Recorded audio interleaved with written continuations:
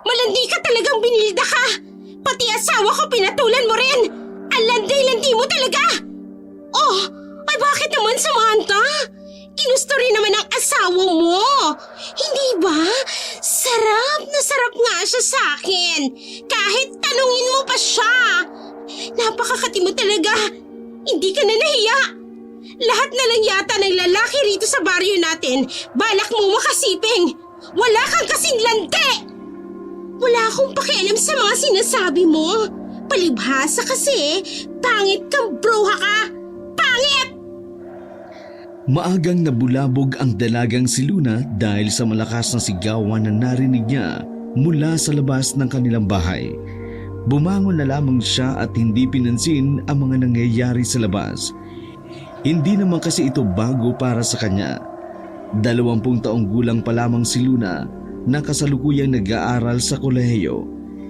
Isa siyang anak na walang nakikilalang ama sapagkat walang maipakilala sa kanya ang kanyang ina. Naghanda na lamang si Luna para pumasok sa klase. Hindi niya binigyan ng pansin ang ina niyang si Aling Binilda na meron namang kaaway sa labas. Sawang-sawa na kasi ang dalaga sa ganitong klaseng eksena sa buhay niya.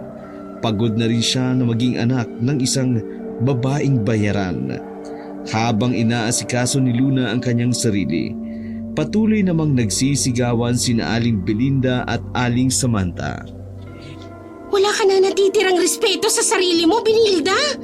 Pokpo ka! Kung hindi ka nahihiya sa mga tao sa paligid mo, kahit man lang sa anak mo, mahiya ka naman! Oh, huwag mo nga akong didiktahan kung anong gagawin ko sa buhay ko! Buhay ko to, Samantha! Oo nga, buhay mo yan! Malaya kang gawin lahat ng gusto mo hanggang sa magsawa yung pagkababae mo. Ang dumi-dumi mo na! Wala ka rin pakialam! Huwag mo akong pakikialaman, gagang to! Hindi kita pinapakialaman.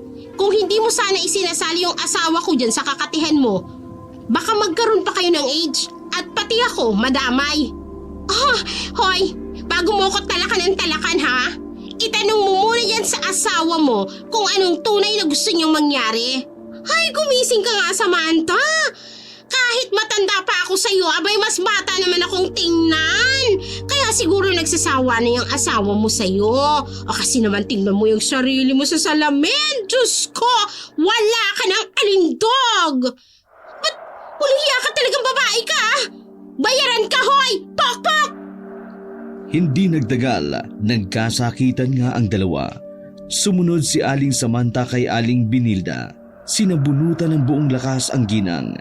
Nahintutuloy si Luna sa kanyang ginagawa, tsaka nagmamadaling lumabas upang awatin ang dalawa. Ano ba? Tama na nga yan! Tumigil na nga kayo! Para kayong mga bata!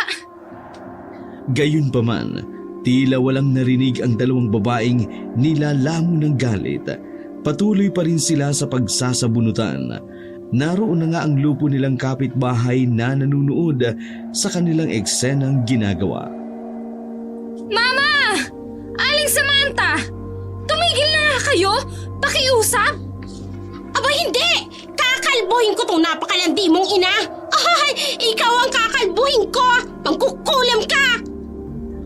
Oo, mangkukulam nga si Aling Samantha. Ngunit sa kabila noon, walang anumang takot na nararamdaman si Aling Binilda sa kanya. Malakas kasi ang loob ng ginang dahil ang lola ni Luna ay isa ring mangkukulam, kaya magagawa nitong gamutin at labanan ang anumang puwersang ibibigay ni Aling Samantha sa pangkukulam sa kanya. Bukod rito, higit na malakas ang kakayahan ng lola ni Luna kesa kay Aling Samantha. Kaya ganun na lamang kapanatag ang loob ng ina ng dalaga na hindi siya tinatablaan ng kulam. Madali lamang itong maililiwas ng ina sa ginang.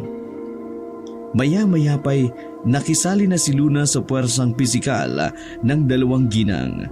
Sumali siya hindi upang pagtulungan nila si Aling Samantha, kundi upang paghiwalayin na ang dalawa.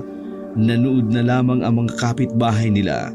Ni isa ay walang nais tumulong, palibhasa kasi tuwang-tuwa silang makita ang ganong eksena. Tama na! Utang na loob! Tama na!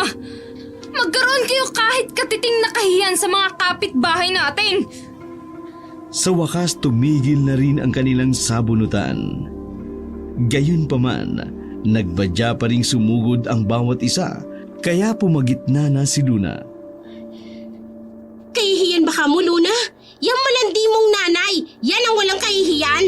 Ay, masyado ka lang pakialamera sa buhay ng may buhay. Mama, tama na! Sumusobra na kayo! Napakarumi mong babae ka.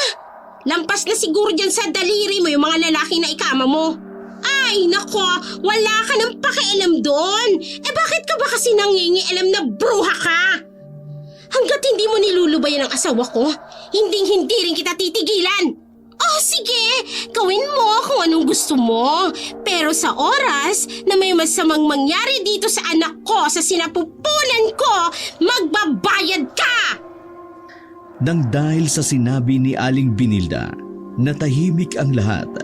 Si Luna ang pinakaunang nagulat. Halos hindi makagalaw ang dalaga dahil sa kanyang narinig. Samantalang nanlaki naman ang mga mata ni Aling Samantha. Malakas din ang mga bulong-bulungan ng mga kapitbahay nila sa paligid. Maya-maya pa'y biglang nagsalita si Luna. Mama, anong sabi niyo? Pwede niyo bang ulitin? Hindi na agad nakasagot si Aling Binilda. Hindi kasi sinasadya ng ginang na mabanggit ang bagay niyon. Ilang segundo pa lamang ang lumilipas bago nakaimik ang ina ni Luna. Oo, anak. Buntis ako. Ano? Na naman? Buntis ka na naman, Mama? Patawad, Luna. Mama naman! Sabi ko na nga ba? At sino naman ang ama ng dinadala mong higad ka? Aling Samantha, pakiusap! Tumigil na nga po kayo! Pasensya ka na, Luna. Pero hindi ko magagawa yan. Alam kong mabait kang bata. Pero malas mo lang dahil may ina kang walang kasing landi. Umalis na po kayo! Ngayon na! Hindi ako aalis hanggat hindi sinasabi ng Binilda niyan kung sino ang ama ng pinagbubuntis niya. Oh, si Pedring! Yung asawa mo! O ano, masaya ka na? Hayop ka talaga! Hayop ka! Dumating na sa kasukdulan ang galit na nararamdaman ni Aling Samantha. Dahil dito, nagbitiw na siya ng mga salitang gumimbal sa katinuan ng mag-inang Binilda at Luna. Isinusumpa ko kayo pareho ng batang yan! Isinusumpa ko na meron dalawang maaaring mangyari sa inyo. Mamamatay ka sa araw na isilang mong sanggol. Ngunit hindi mangyayari yon. Magiging tiyanak ang anak mo! Isinusumpa ko yan, Binilda! Isinusumpa ko! Pagkatapos banggitin ni Aling Samantha ang mga katagang yun, ay galit na galit siyang lumisan sa lugar. Matagal naman bago nakakilos ang mag-ina. Agad na hinila ni Luna ang pulsuhan ni Aling Binilda, saka hinatag papasok sa loob ng kanilang bahay. Doon na sinimulang interogahin ng dalaga ang ginang. Mama! Nag-iisip pa ba kayo? Ginagamit niyo pa ba yung utak niyo? Pasensya ka na, anak. Tigilan niyo nga ako sa kakahingi ng pasensya sa akin. Ano? Buntis ka na naman? Para ano? Para ipalaglag na naman yung batang yan? Mama! Ilang beses ka na nabubuntis at nagpapalaglag? Sagad na ang mga kasalanang nagawa mo! Ay, huwag kang mag-alala. Hindi naman nalaglag ang bata. Ano? Anong ibig niyo sabihin? Ilang beses ko nang tinangkang ipalaglag ito. Pero hindi siya mamatay-matay. Hindi alam ni Luna kung ano ang mararamdaman. Kung may lakas ng loob sana siyang sampalin ang kanyang sariling ina, kanina niya pa sana ginawa. Hindi ko na alam kung anong nangyayari sa iyo, Mama. Hindi ko na kayo kilala. Hindi na kayo ang dating mama na kilala ko. Pasensya ka na talaga, anak.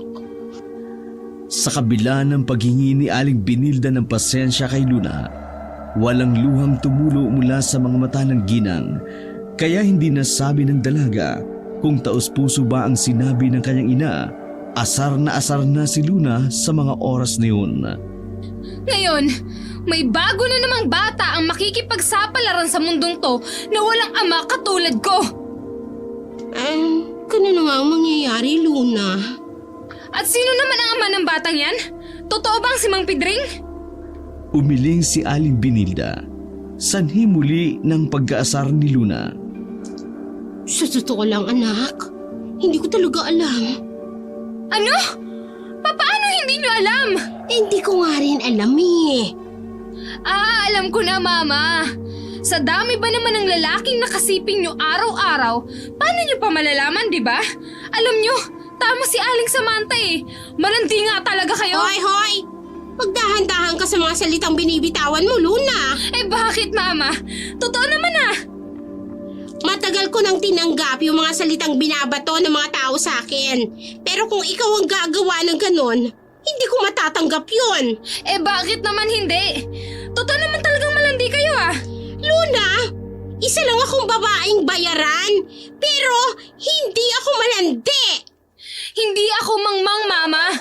Alam nating lahat na ganun pa rin yun. Ikaw lamang ang tanging nakakaalam kung bakit kailangan kong ibenta ang katawan ko, Luna.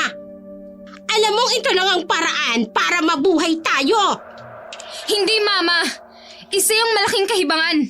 Kahit kailan, hindi yan solusyon para matugunan ang araw-araw nating pangangailangan.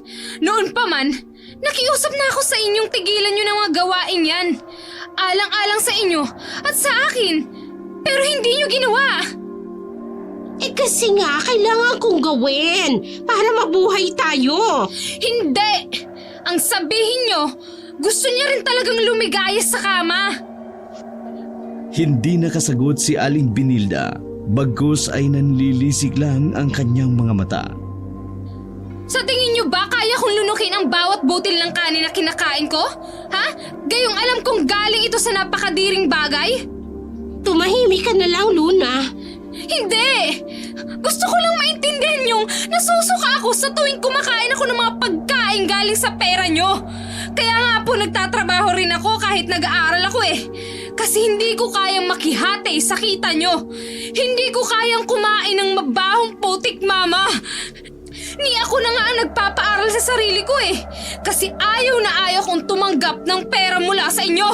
Saka, sapat lang din naman ang marumi nyong kita sa pagsusugal nyo. Tama na nga yung pagdadrama mo dyan.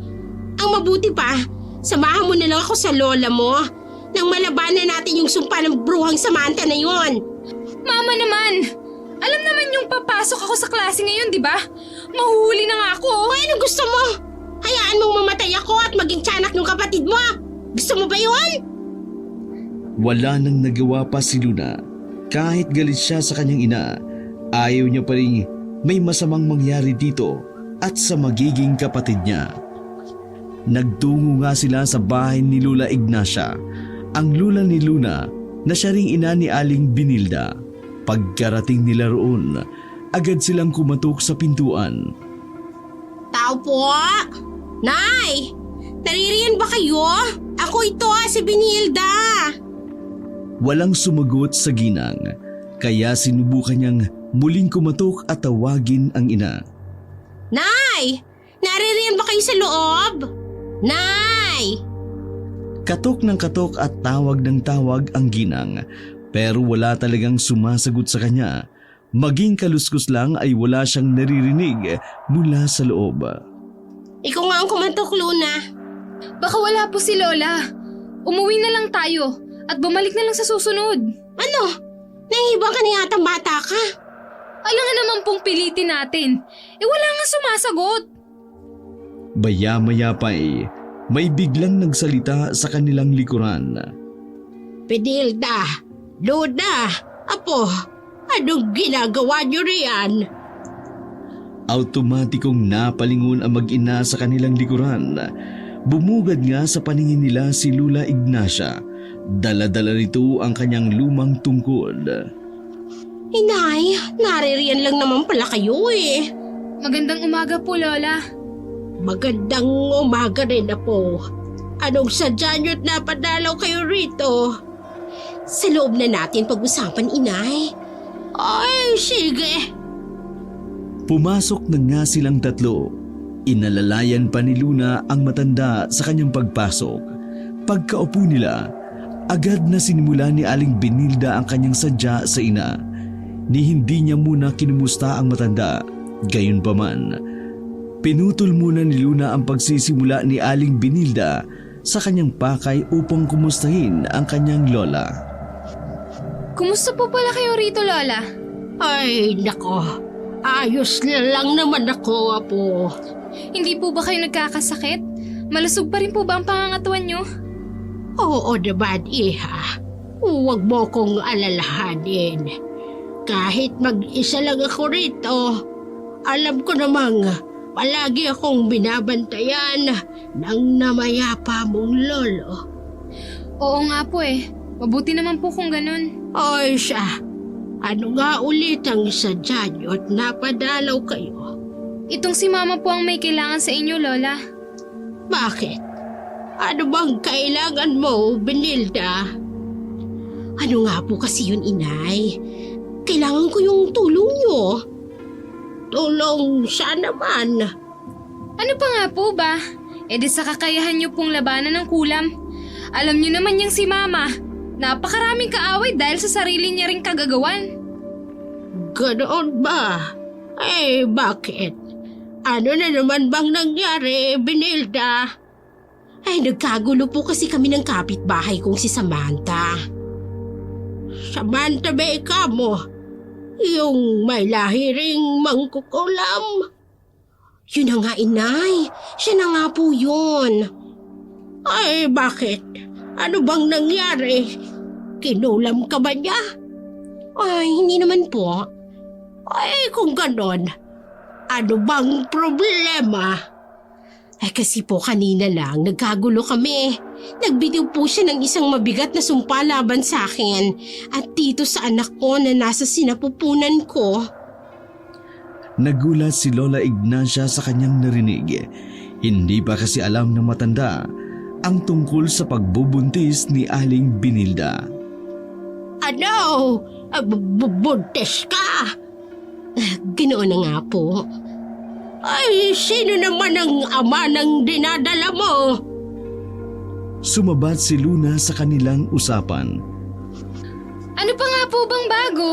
Siyempre katulad ko pa rin po, Lola. Hindi pa rin alam ni Mama kung sino ang ama. Dalawa na kami ng batang yan na lumalaking walang kinikilalang ama.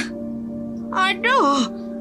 Hanggang ngayon pala'y hindi ka pa rin tumitigil sa gawain mong yan, Benilda.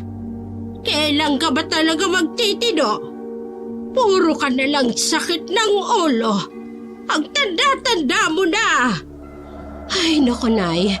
Hindi ako pumunta rito para pumasermo na ninyo. Nandito po ako para humingi ng tulong.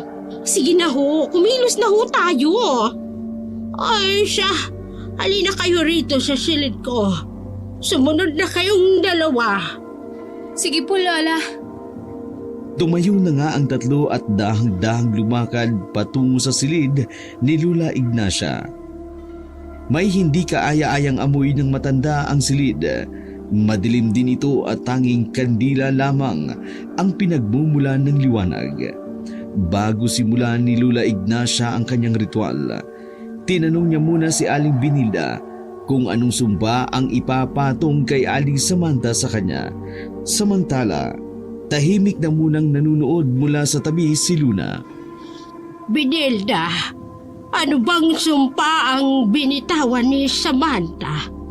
Ang sabi niya po ay mamamatay raw ako. Oras na isilang ko na yung sanggol. Ngunit kung hindi mangyayari yon, magiging tiyanak daw ang bata paglabas nito.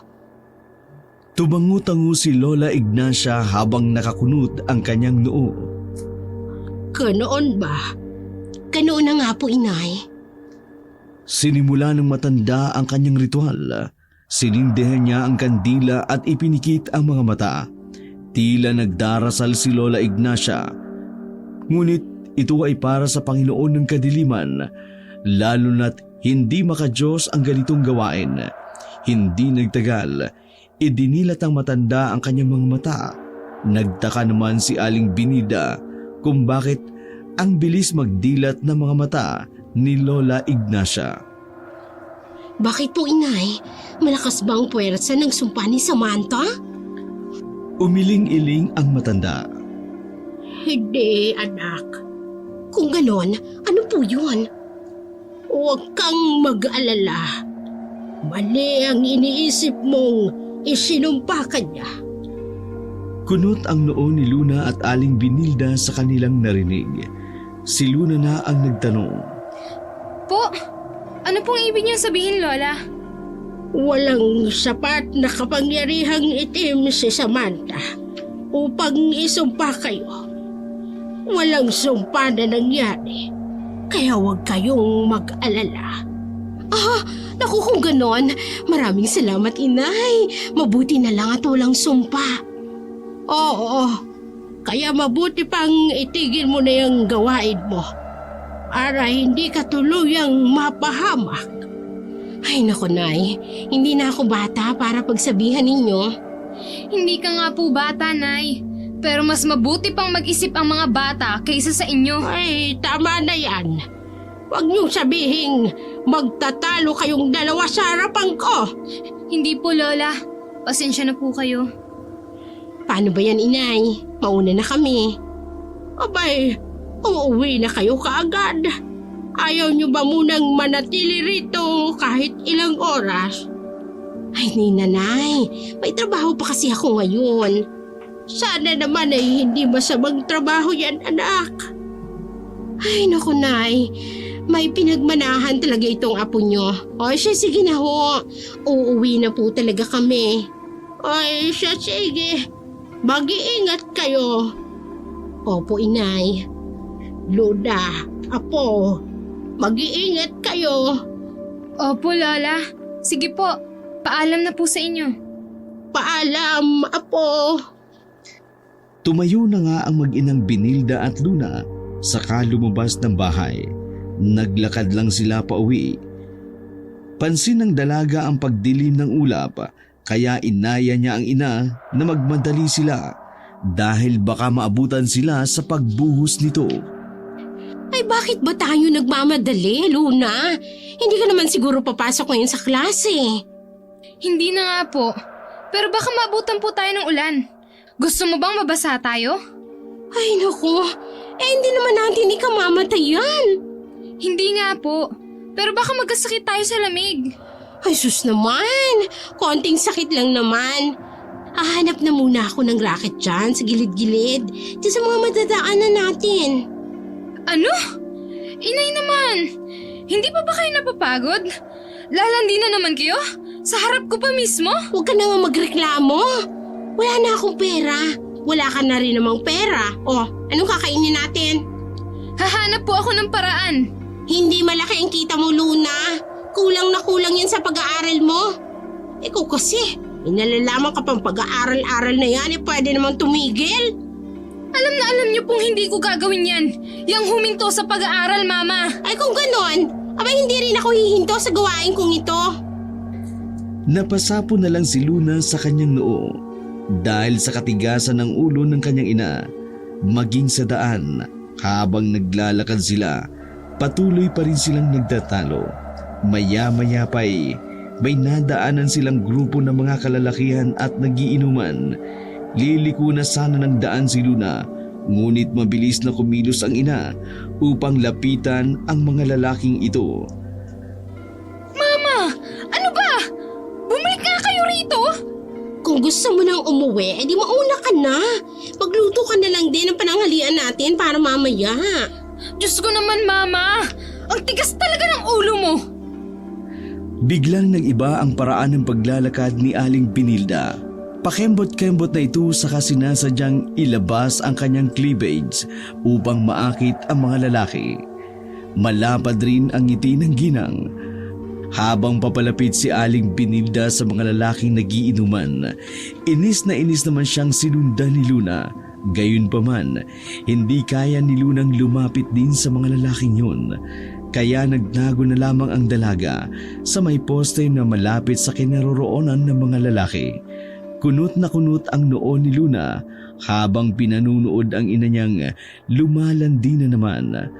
Sa mga sandaling ito, Pinasadahan na ni Aling Binilda ng malagkit na tingin ang lalaking naruroon. Mula ulo hanggang paa, ang ibang lalaki ay napakagat sa kanilang labi, samantalang humihiyaw naman ang iba. Hindi maitatangging maganda ang hugis at pangangatawan ni Aling Binilda. Maputi rin siya at may makinis na balat. Malaki ang dibdib at puwet, matangkad, malaman ang katawan at may magandang mukha. Sa kabuuhan, hindi mahalatang may katandaan na si Aling Binilda dahil napakabata niya pang tingnan. Sobrang lakas pa rin ng kanyang alindog. Pinagpiesta na nga si Aling Binilda ng mga lalaking nilapitan niya. Ang iba rito'y palihim na humipo sa kanyang katawan, ngunit hindi pa rin ito nakatataka sa paningin ni Luna. Nang may isang lalaking yumakap kay Aling Binilda, hindi na nakatiis lang na manood si Luna. Galis siyang naglakad papunta roon upang hilahin paalis ang kanyang ina. Ngunit bago pa man siya makarating, nagulat na lamang si Luna nang makita ang isang ginang na galit din na naglalakad papunta sa kinaroroonan ng ina. Si Ginang Maricel, ito ang pinakamayaman nilang kapitbahay. Tuloy agad na napabitiw ang lalaking yumakap kay Aling Binilda. Hoy! Babaeng malante! Nag-aasi ka na naman ng lagim dito, ha? Ang lakas ng loob mong akitin ang asawa ko, ha? Humanda ka sa akin! Tumakbo si Ginang Maricel upang sugurin si Aling Binilda. Kaya napatakbo rin si Luna upang tulungan ang kanyang ina. Napakalaking babae pa naman ni Ginang Maricel. Isang sampal niya lang sa ina ni Luna. Tsak na matutumba na agad ito. Mas malaki pa kasi ang palad ni Ginang Maricel kesa sa mukha ni Aling Binilda. Mama! Umalis na kayo riyan! Tinawag ni Luna ang kanyang ina upang paalisin na ito. Dang sa gayon, hindi niya na matikman ang bigat ng kamay ni Ginang Maricel. Kaya lang ay tila ba hibang na yata ito kay Aling Binilda at hindi man lang ito natatakot. Mama! Ano ba? Tama na nga kasi! Binilisan na lamang ni Luna ang pagtakbo sa kasamaang palad. Naunang dumating si Ginang Maricel dahil mas malapit siya sa pwesto ng mga lalaking nagiinuman kesa sa gilid ng poste kung saan naruroon si Luna kanina. Malanti ka! Babaeng bayaran! Salot sa lipunan! Agad namang nagulo ang grupo ng mga lalaki. Sabay-sabay silang tumayo. Ang iba ay lumayo sa eksena, samantalang ang iba naman ay sinusubukang pigilan ang magiging laban ni Ginang Maricel at Aling Binilda. Ang asawa ni Ginang Maricel na si Mang Berto ang pinakaunang humarang sa galit na ginang. Ano ba, Maricel? Tumigil ka na nga! Anong tumigil? Hindi ako titigil! Iharap mo sa akin yung babaeng yan! Tumigil ka! Nakakaya sa mga tao rito! Aba! At ako ba talaga ang mahihiya rito? O bakit hindi kayo nahiya sa pinagagagawa nyo? Kulang na lang maging tuko kayo sa sobrang tikit nyo sa isa't isa! Nahiya ba kayo? Tumahimik ka, sabi! Ang ingay-ingay mo! Hindi! Iharap mo sa akin ang babaeng bayaran na yan! Tatamaan talaga sa akin yan! Naku! Mapapatay ko talaga yan! Ang ingay mo naman talaga, Maricel! Huwag mo akong matawag-tawag sa pangalan ko! Malandi, makating babae! Hindi kinaya ni Luna ang sigawan ng eksenang yun. Hinila na ng dalaga ang kanyang ina papalayo sa kanila bago pa man ito masaktan ni Ginang Maricel. Kaya lang, nagpupumigla si Aling Binilda. Ano ba, Luna? Bitiwan mo nga ako! Tumigil ka na nga, Mama! Kita mo na nga nagkakagulo na sila ron, oh! Alam ko! Hindi pa nga ako nakakakuha ng pera mula sa kanila. Pwede ba bitiwan mo ko? Tama na, Mama! Tama na! Puro pera pa rin ang iniisip mo kahit nagkakagulo na! Malapit na silang malasing. Alam kong bibigyan nila ako ng datong kapag mga lasing na sila. Sinasayang mo na naman ang pagkakataon eh. Mama, huwag mong punuin ang pasensya ko! Malakas na hinila ni Luna si Aling Binilda hanggang sa tuluyan na silang makaalis ng lugar na yon. Hawak-hawak pa rin ng dalaga ang pulsuhan ng kanyang ina hanggang sa makarating sila sa kanilang bahay. Nang makapasok na sila, saka lamang binitiwan ni Luna si Aling Binilda. Hindi pa man nakakabihis ang dalawa, sinimula na ng dalaga ang paninermon sa ina niyang nasobrahan sa katigasan ng ulo. Mama, lagi na lang ba tayong ganito? Lagi ka na lang bang makakahanap ng kaaway dahil dyan sa kalandian mo? Hindi naman yun malala, anak. Masanay ka na. Ano? Naririnig mo pa ba ang sarili mo, Mama? Hindi lang po ikaw mapapahiya sa ginagawa mo. Pati na rin po ako, Ma. Maawa ka naman sa akin, oh. Lagi rin akong kinukutya sa eskwelahan. Kasi nga, yung mama ko, bayarang babae, malandi, kung sino-sino ang pinapatulan. Lahat na lang, Mama. Natanggap ko na po lahat ng pangungutya. Ma, kung hindi kayo naaawa sa sarili niyong pagkababae, kahit sa akin na lang po. Maawa naman kayo sa akin, Ma. Ako ang nagdurusa sa ginagawa niyo. Oy, bakit, Luna? Ginagawa ko ba ito para sa sarili ko lang? Oo, Ma. Para sa sarili mo lang talaga yan. Nagtatrabaho naman po ako habang nag-aaral eh. Alam niyo, hindi ako nanghihingi ng pera sa inyo. Kasi nandidiri nga ako. Diring-diri ako, Ma. Kaya kumakayod rin ako ng husto. Para lang matustusan sa sarili kong pangangailangan. Oy, kasalanan mo na yun. Hindi mo tinatanggap yung binibigay kong pera. Hanggang kailan ko ulitin sa inyo, Ma, na hindi ko kayang gumastos ng perang galing dyan sa pagbebenta nyo ng inyong katawan. Ma, kailan pa ba kayo titigil? Hanggat nabubuhay ako, hindi ako titigil, Luna. Grabe ka na po, Ma. Grabe ka na talaga. Sana hindi mo na lang ako isinilang sa mundong to. Ako lang kasi ang nahihirapan eh. Samantalang kayo, labis namang natutuwa sa napakaruming hanap buhay na yan. Tapos ngayon, nagpabuntis pa kayo? Anong igagastos nyo sa bata? May panibago na namang makakaranas ng masasakit na bagay na naranasan ko. Dalawa na kaming ulang ama nito. Ay, tumahimik ka na nga lang, Luna. Masyado ka ring OA. Alam mo ba yun? Napailing na lang si Luna sa bawat tugon na naririnig niya mula sa kanyang ina. Tila hindi na talaga magbago pa si Aling Binilda. Kahit anong gawin ni Luna para kumbinsin ang ina niyang maghanap na lang ng marangal na trabaho. Hindi naman pumapayag ang ginang, kesyo mababaw raw ang kanyang pinag-aralan, kaya tiyak na mababa rin ang kanyang sweldo. Mas pinili niyang maging isang babaeng bayaran dahil napakabilis lang ng pera sa trabahong iyon. Wala nang magawa pa si Luna kundi tanggapin na lang ang katotohanan na anak siya ng kalapating mababa ang lipad. Nagdaan ang maraming buwan, patuloy na nag-aral si Luna. Isa siyang mag-aaral sa umaga at trabahante sa gabi. Kung ano-anong trabaho ang pinapasok ni Luna, pero marangal naman ang lahat ng yun.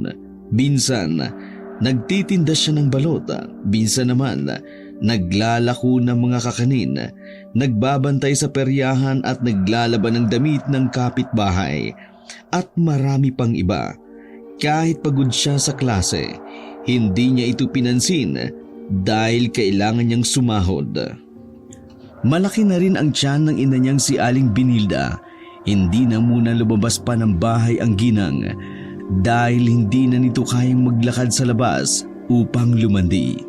Si Luna na lang ang inaasahan niya. Sa kabila ng hirap na ito, hindi sumuko si Luna sa pag-aaral. Doble ang kayod ng ginagawa ng dalaga.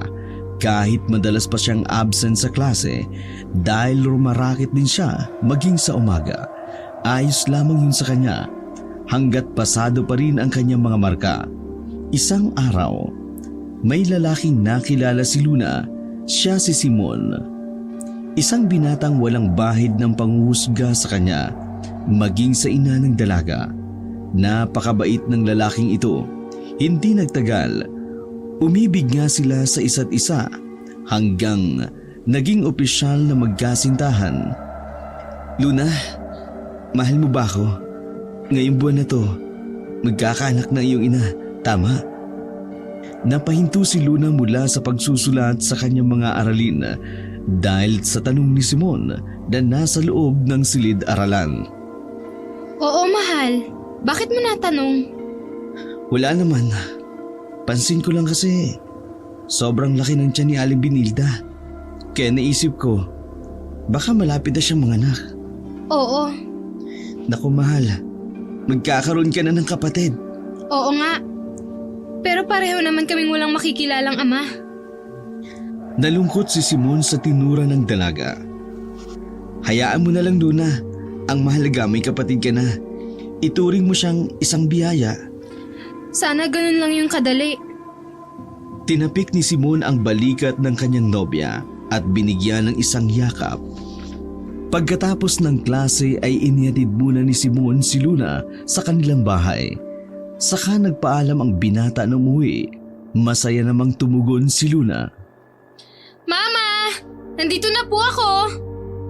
Pumasok na si Luna at masaya naman siyang binati ng kanyang ina. Mabuti naman at nakauwi ka na ng maaga, anak. Gutom ka na ba? Oh, heto. Nagluto ako ng paborito mong kare-kare. Kumain ka na. Po? Bakit naman kayo nagluto? Ang laki na ng tiyan niyo, oh. Ay nako anak, nababagot na nga rin ako rito sa bahay. Mabuti na yung may ginagawa ako. Tsaka huwag kang mag-alala. Hindi naman ako nahirapang magluto niyan. Mabuti na yung makakagalaw-galaw ako para naman ma-exercise ako. Sige po, Mama. Maraming salamat po. O siya, magbihis ka na muna. Opo. Masayang nagbihis si Luna saka tumungo sa kusina habang kumakain ang dalaga. Nakangiti naman si Aling Binilda habang nakamasid sa kanya. Kumain na rin po kayo, Mama. Naku, mamaya na ako anak. Hindi pa naman ako nagugutom. Sigurado po ba kayo? Oo naman. Kakain na rin ako mamaya pagkatapos mo. Mama, sabay na lang po tayo. Ay, hindi na anak. Gusto kitang panoorin habang kumakain. Namimiss ko kasi ito eh. Ang tagal na pala kitang hindi naaasikaso. Napangiti na lamang si Luna sanhi ng kanyang narinig. Masayang masaya ang dalaga. Tahimik niyang hinihiling na sana ganun palagi si Aling Binilda, maasikaso, mapagmahal na ina, higit sa lahat malayo sa marumi nitong trabaho. Nagpasalamat si Luna sa pagbubuntis ng kanyang ina.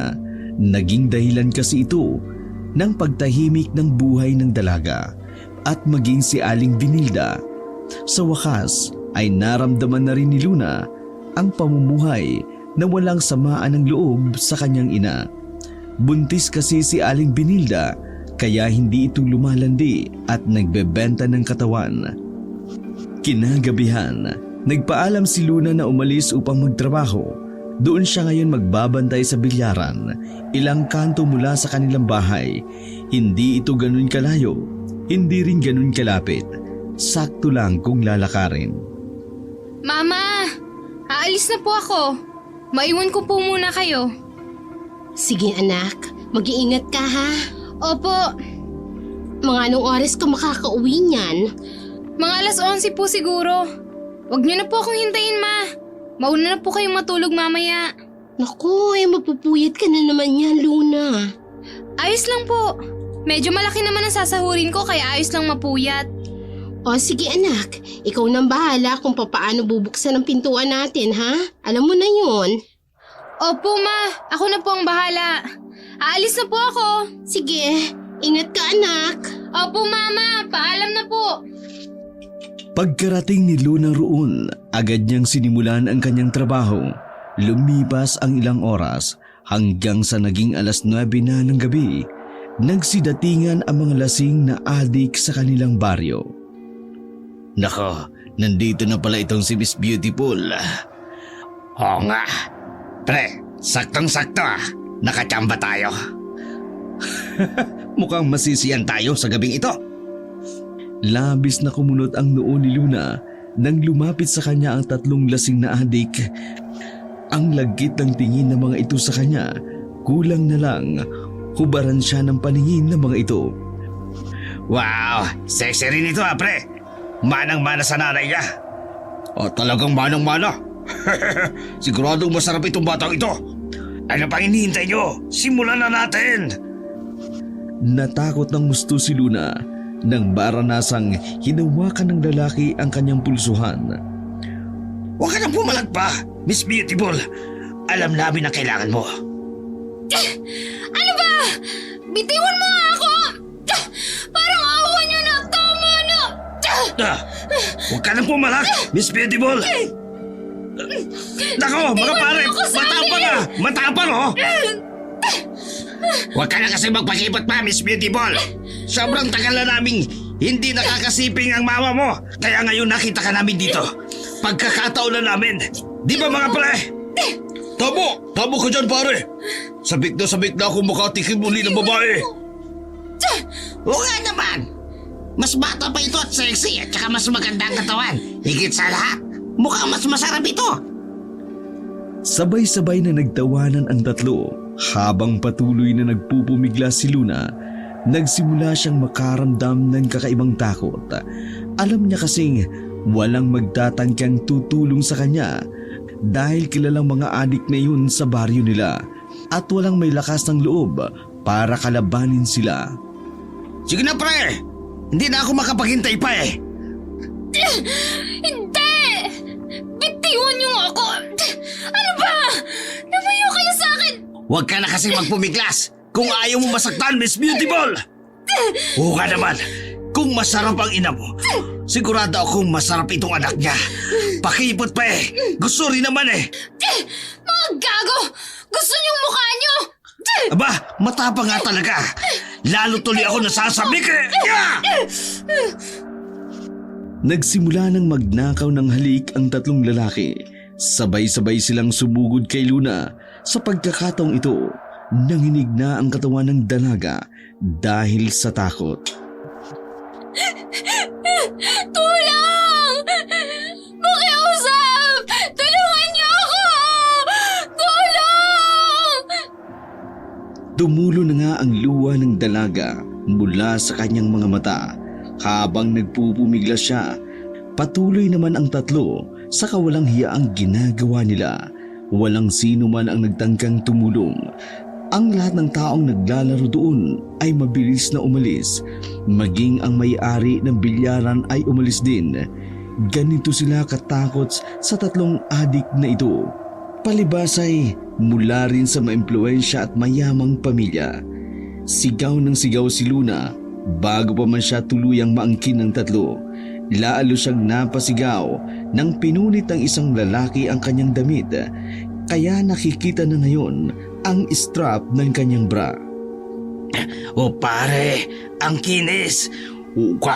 Mukhang malaki ang dibdib nito. Tsamba talaga tayo at mabubusog tayo. Huwag kayong maraming satsat dyan mga pre. Ang kininan natin to. Agad nilang inihiga si Luna sa bilyaran. Iyak ng iyak ang dalaga habang hinahawakan ng dalawang lalaki ang magkabila niyang kamay saka iginapos. Hindi! Pakiusap! Parang awa niyo na! Huwag niyong gawin sa akin to! Maawa kayo sa akin! Tulong! Tulong! Tulungan niyo po ako! Tulong! Parang awa niyo na po! Tulungan niyo po ako! Kahit anong pagmamakaawa ni Luna, nagmistulang bingi ang tatlong lalaki. Patuloy lang ang mga ito habang humahalakak na tila sinasapian ng demonyo. Hindi nagtagal, tuluyan na nga nilang nakuha ang pagkababae ni Luna. Malakas ang tawanan ng tatlong adik na lasing nang sila ay lumisan sa bilyarang iyon. Yun na ang tila impyernong sandali sa buhay ni Luna. Walang humpay ang pag-agos ng kanyang masaganang luha habang mahinang tinatawag ang kanyang ina.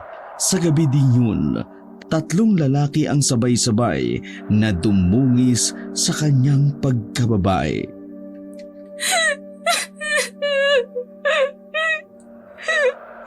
Magbabayad kayo! Magbabayad kayo! Walang ibang salitang lumabas sa bibig ni Luna, kundi ang mga yun lamang. Wala rin siyang lakas. Nakahiga pa rin siya sa billiard board habang pilit na tinatabunan ang sariling katawan. Maya-maya pa, saka lamang lumapit sa kanya ang may-ari ng bilyaran. Iha, tumayo ka na riyan. Yun ang huling katangang narinig ni Luna bago nawalan ng malay. Nang magising si Luna, natagpuan niya ang kanyang sarili sa loob ng isang silid ng bilyaran. Noong nakita niya ang nobyong si Simeon, habang nakahawak ng mahigpit sa kanyang mga kamay, wala itong tigil sa kaiiyak habang nakasubsob ang mukha sa kama. Patawad, mahal ko. Patawad. Hindi kita na ipagtanggol sa mga hayop na yun. Patawarin mo ko. Nahuli ako ng dati. Patawad, Luna. Patawad.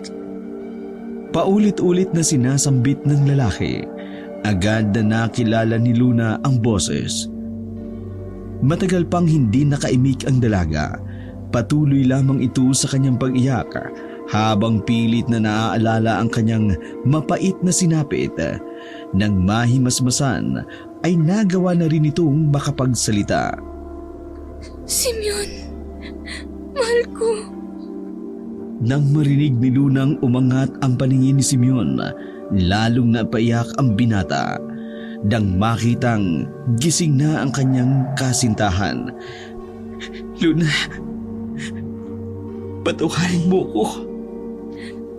Mga hayop sila. Mga hayop. Hayop! Hindi kita naligtas mula sa kanila. Napakalaki ng kasalanan ko bilang nobyo mo. Pero huwag kang mag-alala. Titiyakin kong magbabayad ang mga demonyong yon. Tama na, mahal. Gusto ko na munang umuwi sa bahay. Nang mabanggit ni Luna ang katagang yun, saka lamang naalala ng binata na meron siyang sasabihin sa dalaga.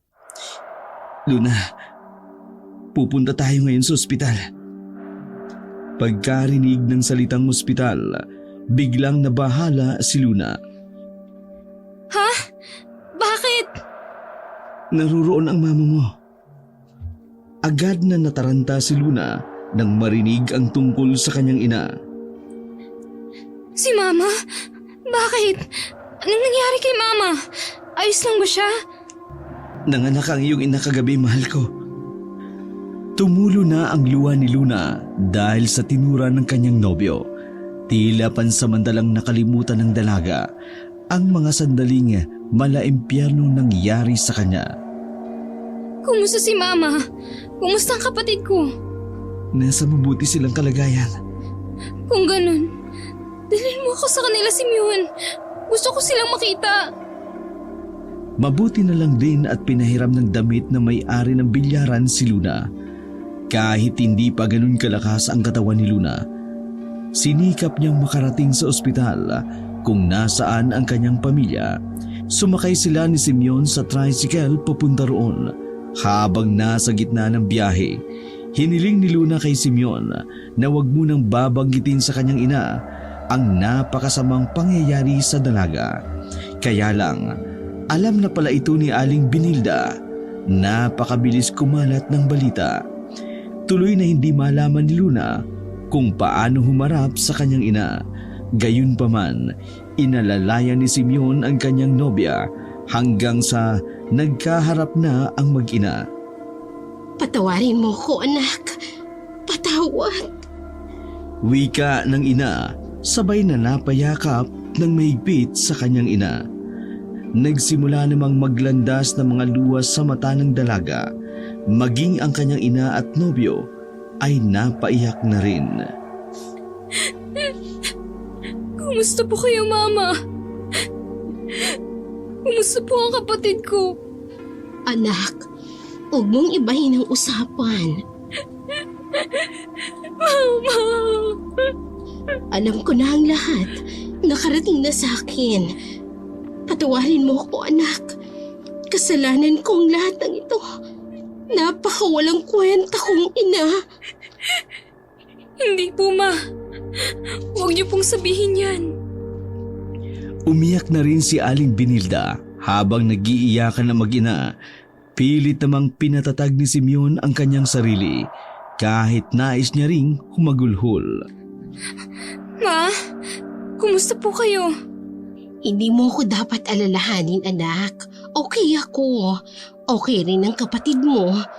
Ikaw ang dapat kong alalahanin dito. Halos hindi ko magawang umire dahil una kong nalaman na may masamang mangyari sa'yo bago ko pa naisilang si Miro.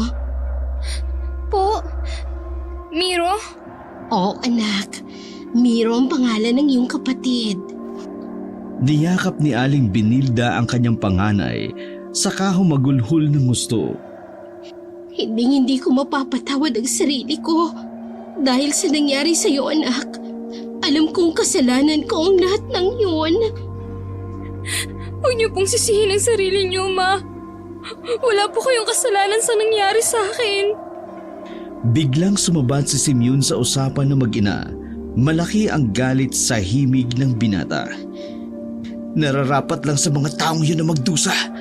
Pagkatapos silang babuyan, dapat silang mamatay. Mga demonyo sila! Mga hayop sila! Sangayon ako sa sinasabi ng nobyo mo, anak. Kulang pa nga ang buhay nila bilang kabayaran sa ginawa nila sa iyo. Dapat tayong gumawa ng paraan. Hindi. Wala tayong laban sa kanila, Ma. Masyado silang maimpluwensya.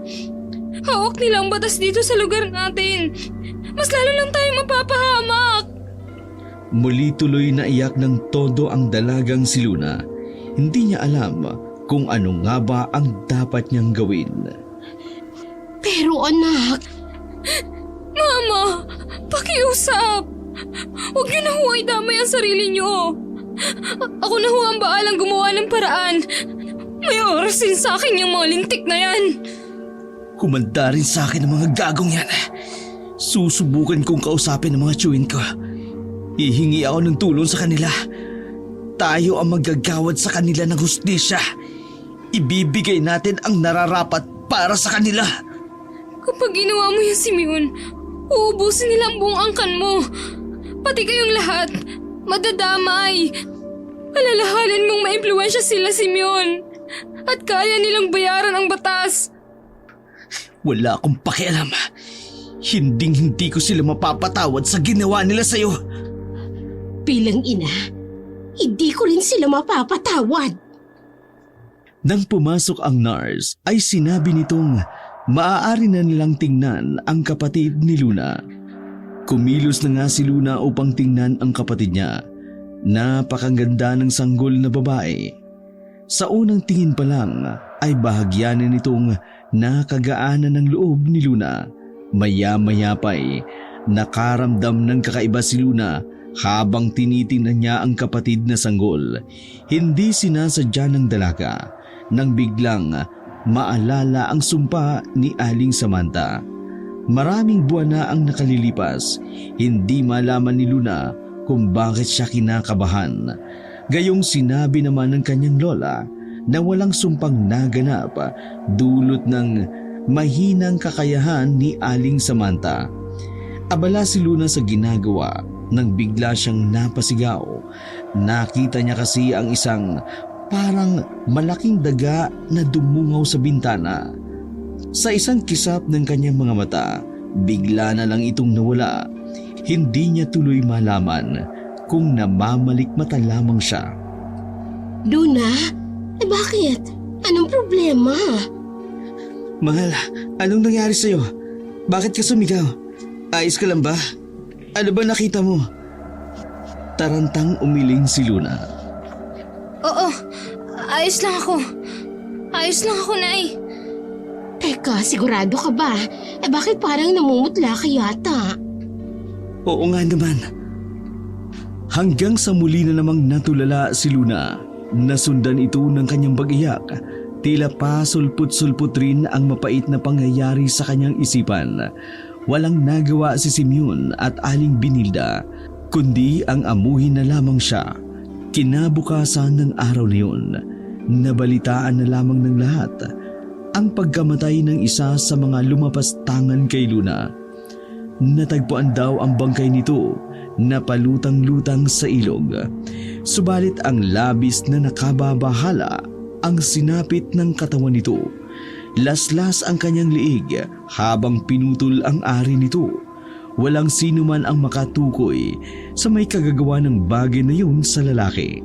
Dahil doon, parang bahagyang nabunutan ng tinik sa liig ni Luna at ng kanyang ina. Lumipas ang ilang linggo. Unti-unti na ring nagiging mabuti ang lagay ni Luna. Subalit paminsan-minsan bigla na lang itong natutulala. Maiiyak at parang malalim ang iniisip. Wala namang magawa ang kanyang ina kung hindi panuuri na lamang siya. Sa kabila ng lahat, nagpatuloy pa rin sa pag-aaral si Luna. Isang araw, pumanaw na ang lola niyang si Lola Ignacia dahil sa katandaan. Gumuho ang mundo nito dahil gayon pa man, kailangan nilang harapin ang kapalaran nito. Samantala naman, lumipas pa ang ilang mga araw. Hindi na nakapagtrabaho si Aling Vinilda dahil binabantayan niya ang sariling anak.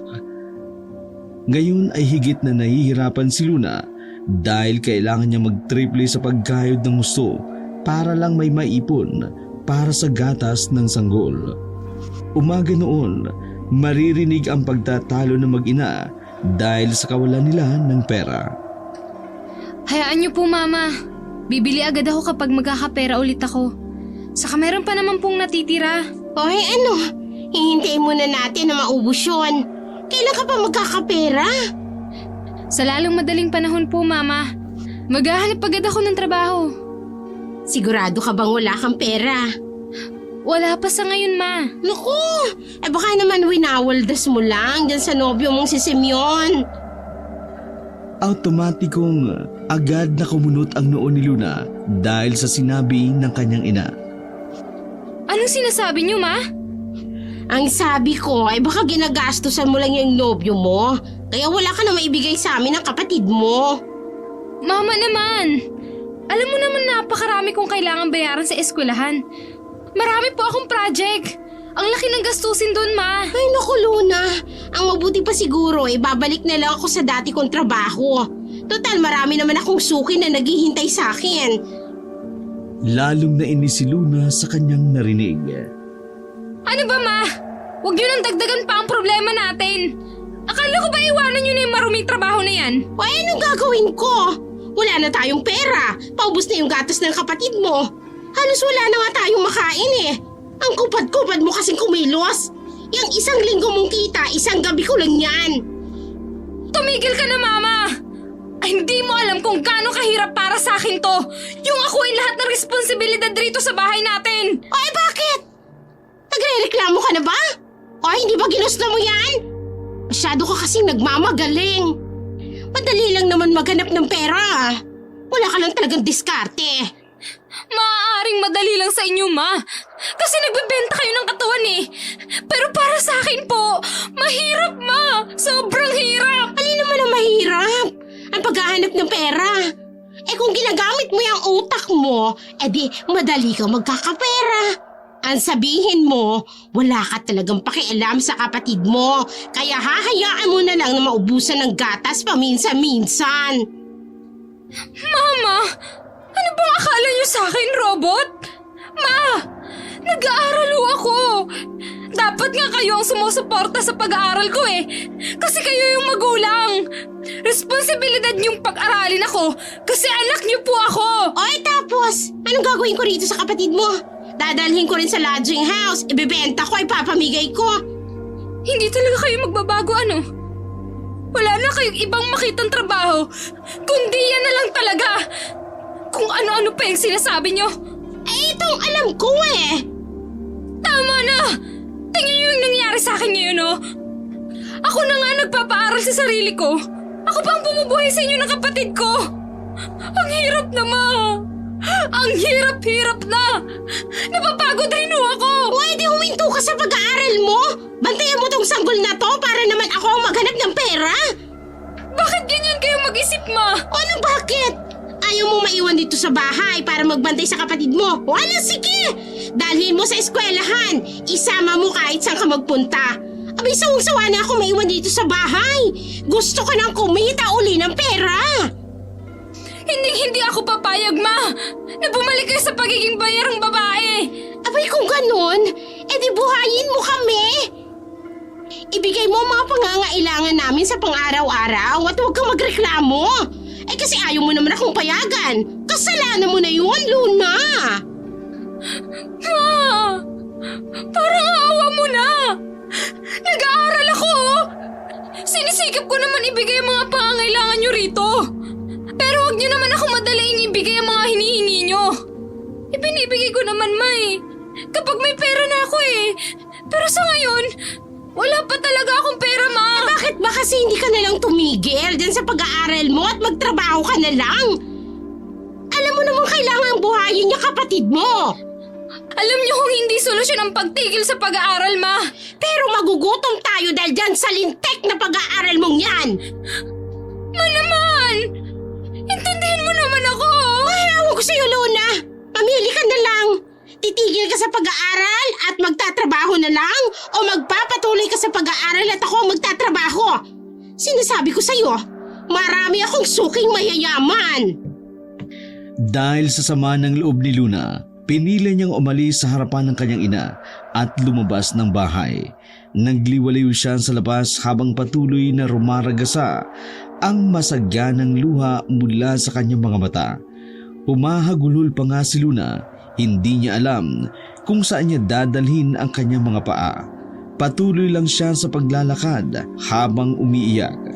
Hindi niya binigyan ng katiting na pansin ang mga kapitbahay niyang nakatingin sa kanya. Hindi maintindihan ni Luna kung bakit ganito kahirap ang buhay.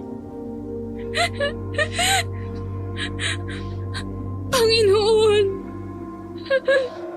Ano bang kasalanan ang nagawa ko sa inyo? Para parusahan niyo ako ng ganito.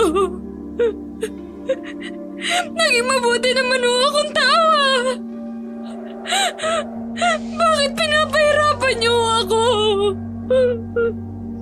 Tuloy-tuloy lang sa paglalakad si Luna. Wala siyang lingon-lingon sa paligid, kaya hindi niya alam kung nasaan na nga ba siya. Natagpuan niya na lamang ang kanyang sarili habang nasa itaas ng daisdis ng isang bangin. Tila nagtatalo sa kanyang isipan ang mga bagay na dapat niyang gawin. Kung tatakasan na lamang ba niya ang lahat ng mga problema o kung magpapatuloy pa rin ang kanyang buhay. Nang sa ganung sitwasyon ay may narinig siyang isang tinig mula sa kanyang isipan, dahilan upang isantabi niya muna ang pinagdadalamhati. Bahay ni Lola? Anong meron sa bahay niya? Bakit ako pinapapunta ron? Hindi naman malinaw ang sinasabi ng tinig, pero batid niya ang nais nitong iparating. Basta nalaman niyang naunawaan ang mga ito, idinikta nitong magtungo raw siya sa bahay ng kanyang namayapang lola. Kaya naman, tinahak niya nga ang bahay nito. Makalipas ang ilang minutong paglalakad, natuntun niya rin ang nasabi ng lugar. Ano ba talagang meron dito? Teka nga, bakit bukas ang mga pinto nito? Baka naman may nagtangkang magnakaw rito. Pero, ano naman ang makukuha nila rito? Wala naman siyang kagamit-gamit dito. Kinuha na rin naman namin yung iba pang maaaring mapakinabangan dito. Pumasok na siya sa loob ng bahay. Sinubukan niya pang magpalingalinga para maghanap ng kasagutan. Sa gilid ng sala ay nakita niya ang isang kandila at posporo. Bakit may naiwan pala kaming kandila at posporo rito? Paano nakalusot ang mga bagay na to kay Mama? Siguradong dadamputin niya kaagad ito kung makita niya. Hindi na bale. Mabuti pa at sindihan ko na lang ito. Ilang sandali pa muli niyang narinig ang tinig sa kanyang isipan. Sinabi nitong pumasok daw siya sa silid ng kanyang lola. Pagkarating niya roon, wala naman siyang napansing kakaiba. Gayunpaman, sandali muna siyang nanatili roon para magsiyasat. Palabas na sana siya ng silid nang muli niyang marinig ang tinig sa kanyang isipan. Sa ngayon, iniutos nitong usalin ang ilang mga kataga. Sa hindi malamang dahilan, kusa na lang sumunod ang kanyang mga labi. Matapos iyon ay nakita niya sa isang banda ang isang bagay na tila nagliliwanag. Dahil doon ay nakaramdam siya ng labis na pagkamangha. Kaya naman marahan niya itong nilapitan para sirain. Ano ang bagay na to? Ang galing naman ito. Isa kaya to sa mga sikreto ni Lola? Si Lola rin kaya ang may gawa nito? Saka paano to nangyayari? Sa tindi ng kanyang pagkamausisa, hinawakan niya ito. Ganun na lamang ang kanyang pagkataranta. Matapos itong kusang gumalaw at bigla na lamang dumikit sa kanyang mga kamay. Pilit niya pa itong pinapagbag, subalit tuluyan na itong tinanggap ng kanyang katawan. Wala siyang kaalam-alam na ito ang bagay na nagbibigay ng kapangyarihan sa kanyang lola. Dahil sa wala naman siyang nararamdamang kakaiba, nagpasya na lamang siyang umuwi sa kanilang bahay.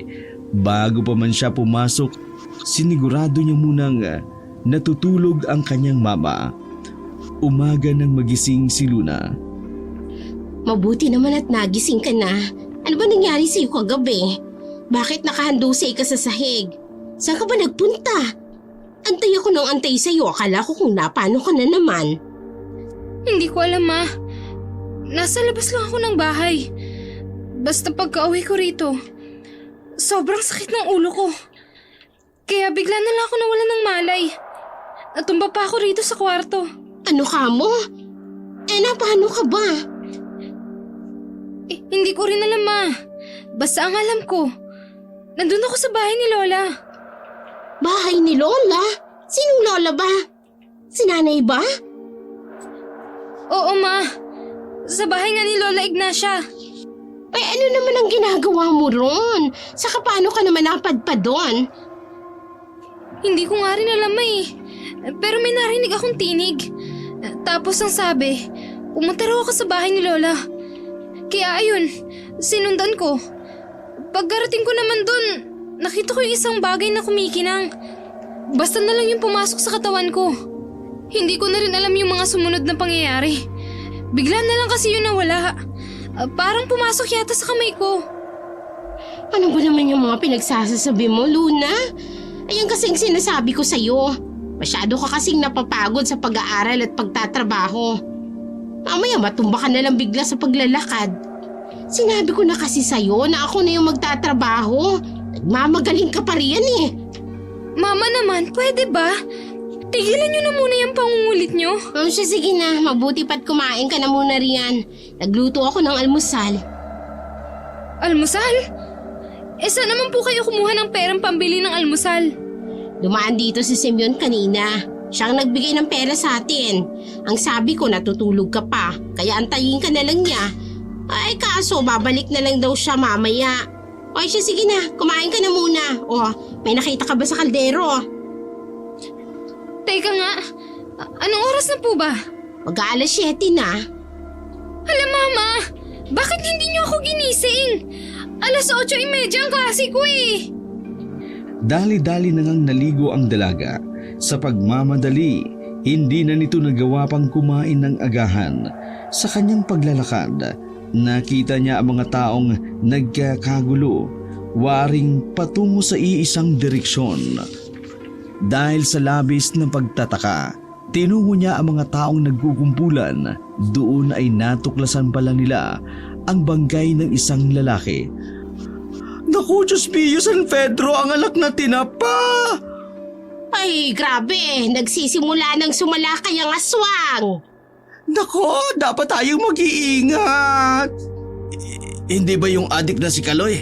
Hindi ba yan yung walang hiyang humalay kay Luna? Ay, oo, siya nga yan. Ay, teka. O hindi ba? Si Luna yun, oh?